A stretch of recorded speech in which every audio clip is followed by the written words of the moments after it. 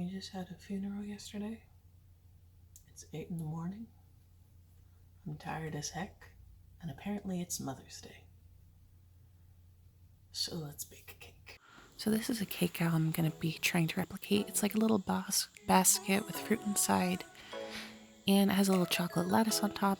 So I'm gonna spare you the making of the box cake and get started with this chocolate strawberries I'm gonna do. So you get a pot, and you put it on your stove, and then with the water bending you learned in middle school, you'll fill it up with water, and you're gonna get it ready by putting a bowl on top of it. It could be any bowl, and it's gonna look like this, and that's fine. Don't worry about it, it's not gonna crack the bowl. So you start the heat, and you're gonna wanna put it to medium to low, because it's gonna be a slow cook. You don't wanna boil it. It's very important. So once your bowl has gotten toasty, you're gonna start pouring in the chocolate, and then get annoyed with how slow it's pouring out, and then pause to cut it and put it all in. So here it is, starting to get all soft. As you can see, starting to melt on the edges, and you're gonna add a little bit of heavy whipping cream. Not gonna add a lot, just a little bit. And you're gonna mix that in until it's all incorporated.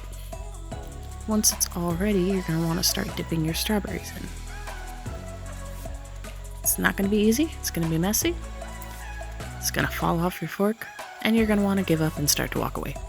But you do not. You continue to persist. And how I did it is I find the most melted spot in the chocolate, get it, and swirl it around, kind of like you're swirling spaghetti when you're little, and just keep going until you get all the little bald spots. It may take a few tries, but eventually you're going to come to where you're happy with it.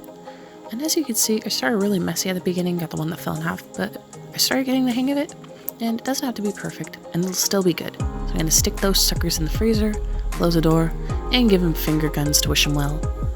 While those are freezing and the cake is cooking, you can take this time to pet your one-eyed dog and give him all the love and kisses he deserves. This is my dog, Puppy, and I just love him so much. Look at that good boy. I give him kisses, so you're going to want to give your dog kisses, and if you don't have a dog, this can be easily replaced by any other pet or perhaps a stuffed animal. Oh, that's his happy spot. He's a very good boy. So once you're done petting your dog, your cake will be baked, and it's going to be a nice little shape, a little funky, and it'll have a nice little jiggle to it. You can't really see on camera though.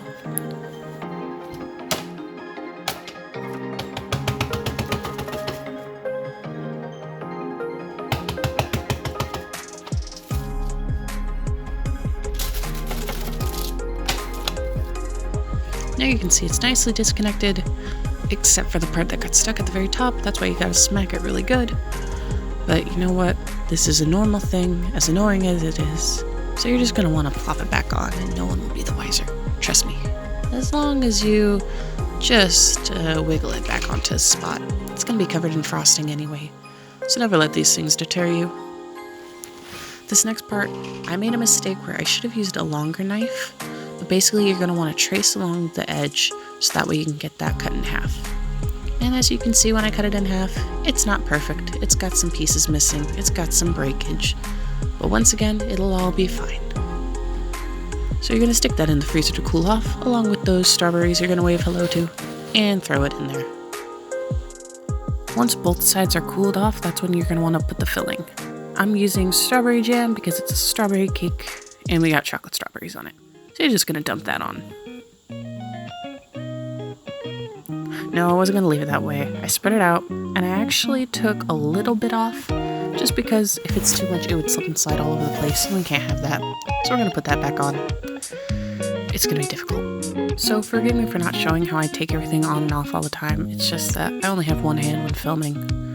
But at this point, we're gonna stick it back in the freezer to cool off a bit, and we're gonna put the pan back on to preserve the shape. And the reason we're doing this is because with the jelly still, soft and slippery, it's gonna cause the cake to want to shift, so we're gonna stick that in there to cool off. Now that it has, we're gonna get started on the shape. I wanna make it a heart shape, so what you do is you mark where the half is. You're gonna mind where the middle is, and then you're gonna cut rather a V shape towards the bottom. That'll be the bottom of the heart, so you're gonna make a cut right there. And you're going to make a cut right there, and you're going to be very gentle to make sure that nothing falls apart. And we're going to move those parts to the top to make the heart. It looks silly, but we're going to take the knife. Got something stuck on my knife there. And we're just gonna shape the edges.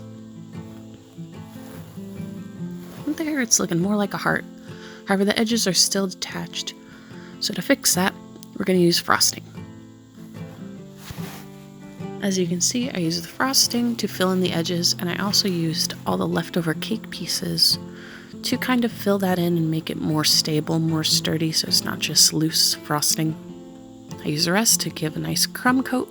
I focused more on the top and where the edges met when we reshaped it, just because it's all going to be covered in frosting and I wasn't sure how much we were going to have left. I would rather not run out. So now we're going to use the rest of frosting to make the lattice. Once again, I'm sorry that I couldn't show how I did it, but you can always look in the Instagram video that I linked below to show how they did it.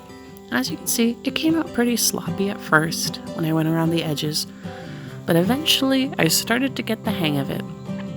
So it gets a little more messy in the more complicated areas like that bend, but as you can see, once you get the hang of it, you kind of get the hang of it. What about the empty part?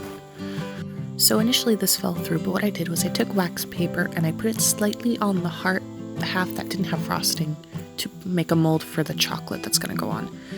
Now what it was supposed to do is it was supposed to harden in that shape, and then I would put it on top to make that little basket top that we saw in the pictures. So I stuck it in the freezer to freeze, and I took the strawberries out so that way I could put them on the empty half of the cake. And what was supposed to happen was I'd be able to put the chocolate on top of it, lay it at a nice little angle, and then cover it with the lattice frosting. But that didn't work out.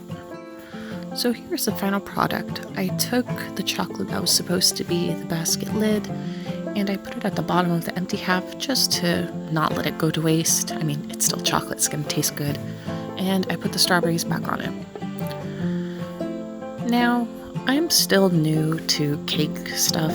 You know, before it was always very basic. I never did the frosting, I never bought frosting.